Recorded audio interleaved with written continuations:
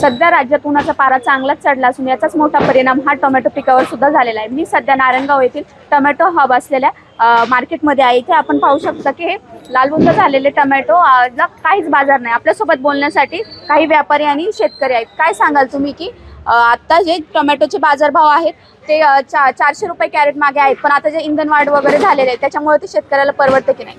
प्रथमतः जुन्नर तालुका हा टोमॅटो उत्पादक मधला अग्रेसर तालुका, परंतु आता ह्या जुन्नर तालुक्याचं टेम्परेचर आजच्या तारखेला 40, 41, 42 पर्यंत नोंदलं गेलं। 40, 41 मध्ये टोमॅटो पिकवणं खूप चॅलेंज आहे।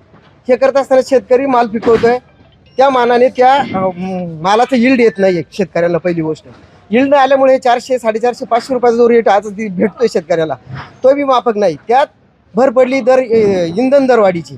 इंधन दर वाढल्यामुळं जो 30 रुपयांनी कॅरेट मांजरवाडीवरून नारायणगावपर्यंत पोहोच होता त्याला आज 45 रुपये मोजावे लागतात मॅडम।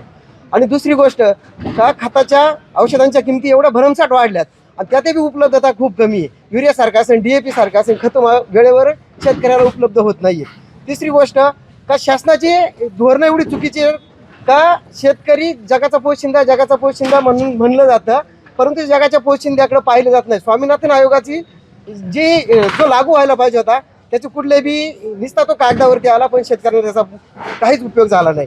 तिसरी गोष्ट, ह्या दर इंधन वाढीचा एवढा फटका बसतोय का आजची टोमॅटो असेल, फ्लावर असेल, कोबी असेल, कांद्याचं तर विचारायलाच नको। 8-9 रुपये किलोनी। त्या दिवशी फडणवीस साहेब बोलले का 12 रुपये 35 पैशांनी नाफेड कांदा खरेदी करते। साहेब जरा या 250 पिशवीच्या पुढचं कांद्याचं गणित शेतकऱ्याला भेटत नाहीये।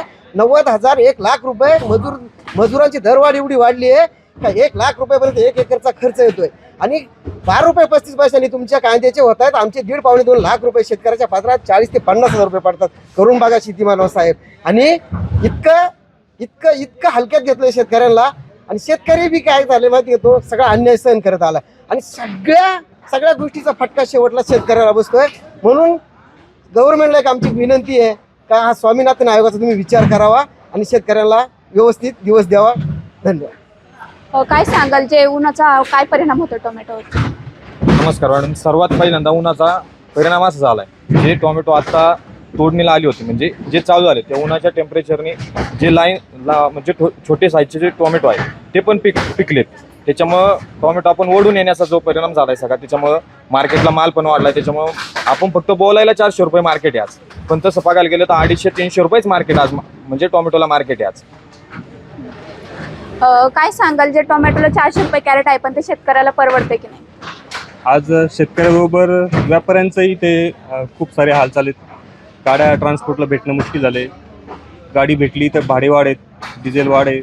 त्याच्यामुळं आज हा जो भार आहे सगळा तो शेतकऱ्यांना येतोय।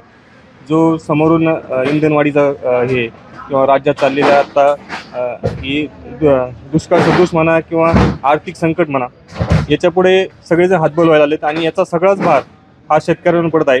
आज तसं पाहिलं तर टोमॅटोचं सीझन व्यवस्थित चालू आहे। हे झाल्यानंतर आत्ता सध्या आपल्या महाराष्ट्र सोडल्यानंतर राजस्थान, अमरोहा या ठिकाणी टोमॅटो चालू झालेले आहेत। त्याच्यामुळे बाजाराचा हा डिमांड सप्लायचा खेळ आहे। थोडा बाजार खालीवर राहील, पण 400-500 रुपये ते 700 रुपये पण शेतकऱ्यांना हा परवडेबल आहे। 400 ते 500 रुपये बाजार हा कंटिन्यू टिकला पण पाहिजे, कारण आज उत्पादन खर्च, उष्णतेची ही लाट हे सर्व बघतात, त्यात एवढ्या घामाने आणि कष्टाने हा पिकवलेला माल आहे। यासाठी 500 ते 700 रुपये बाजार हा टिकलाच पाहिजे। परंतु सरकारी धोरणापुढे आणि या महागाईमुळे आज शेतकऱ्यांची पदरामध्ये ही निराशाच आहे। तशी काय सांगाल, टोमॅटोला बाजार भाव नाही, त्याच्यात आता इंधन वाढ सुद्धा झाली आणि खतं सुद्धा महाग झाली आहेत। आता काय आलंय, सगळ्यात दृष्टिकोनातून इंधन वाढ पण झाली आहे। टोमॅटोला बाजार 500 रुपये आहेत, आता सरासरी 400-500 रुपये बाजार आहेत। पण हे बाजार शेतकऱ्यांच्या म्हणण्यानुसार परवडेबल नाही आहे आणि नाहीच आहेत, निश्चित नाही आहेत। काय आलं, ह्या बाजारामध्ये समजा काही प्लॉटवरती लालपुळी असेल किंवा जे टेम्परेचरचं जे काही मालांना फळच नाही लागली बागांना, किंवा ह्याच्या बाकीच्या काही गोष्टी आहेत ते परवडेबल नाही आहे, किंवा इंधन वाढल्यामुळं समजा भाडी पण वाढून द्यायची शेतकऱ्यांना, म्हणजे त्या बाजूनी पण फटका बसलेला आहे। त्याबरोबर व्यापाऱ्यांना पण फटका बसलेला आहे, भाडे वाढून द्यायचे, मालाचे रेट तर तेवढेच आहेत। रेट वाढल्यानंतर निश्चित व्यापाऱ्यांनाही परवडतं आणि शेतकऱ्यांना देखील परवडतं, पण रेट वाढ झाली पाहिजे। आता सरकारचं काही धोरण म्हणाल तर समजा आता जसं नाफेडचं कांदा खरेदी किंवा मध्ये सोयाबीनचं होतं, तसं काही थोडंफार जर सरकारने विचार केला तर शेतकऱ्यांसाठी नक्कीच चांगलं होईल टॉमॅटो बाबत. कारण टॉमॅटो हे पीक वर्षभर आता घेतलं जातं सगळीकडे आणि प्रत्येक ठिकाणी काय झालं याच्यात की शेतकऱ्यांनी पण थोडासा विचार केला पाहिजे. सगळीकडं डेव्हलप झालेलं आहे सगळं, म्हणजे ज्या शेती पिकत नव्हत्या त्या पण आता लोकांनी डेव्हलप करून पिकवतात आहेत.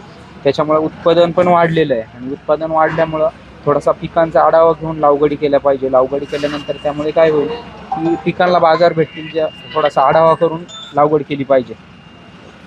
काय सांगाल, टोमॅटोचं उत्पादन वाढलंय पण त्याला रेट मिळत नाहीये. सध्या इंधन वाढ सुद्धा झाली आहे, ट्रान्सपोर्टचा खर्च सुद्धा वाढलेला आहे. काय झालं मॅडम का सुरुवातपासून खर्च टमाट्याला 1.5 लाख रुपये कंप्लीट खर्च होतो.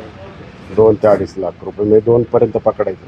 आणि अशा बाजारात काही परवडत नाही ना. हीट वाढली, त्याच्यात फुलगळ होती, सेटिंग होत नाही, पाण्याचा प्रॉब्लेम, सगळ्या गोष्टी अवघड आहे. बाजारभाव आहे ना 700-800 रुपये असलं तर शेतकऱ्याला परवडत, नाही तर त्याच्यात काही खरं नाही का हो? एक तर टोमॅटोसाठी शेतकऱ्यांची अशी अपेक्षा आहे की सरकारने काहीतरी धोरण लागू करून दिले पाहिजे किंवा जे एक हमी भाव म्हणून 700 ते 800 रुपये हे टोमॅटोला दिले गेले पाहिजे. त्यामुळे शेतकऱ्याच्या आर्थिक पाठबळ मिळेल असे. नीलम चापुडे, LS मराठी, आंबेगाव, पुणे.